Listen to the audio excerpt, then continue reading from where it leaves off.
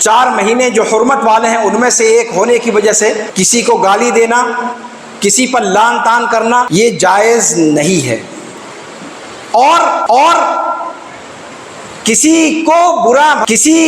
برا بھلا کہنا عام دنوں میں برا بھلا کہنے کے مقابلے میں ہزاروں گنا، لاکھوں گنا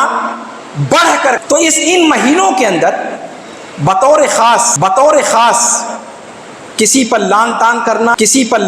کرنا، کسی کو سب و شتم کرنا، اور اگر اس کسی کا دائرہ اسلاف امت کی طرف چلا جائے، صحابہ کرام رضوان اللہ علیہم اجمعین اگر سب و شتم کے دائرے میں، تب کیا خیال ہے آپ کا؟ اس کی شدت کا عالم کیا ہوگا، اس کی حرمت کا عالم کیا ہوگا، اس کے گناہ کی عظمت کا عالم کیا ہوگا؟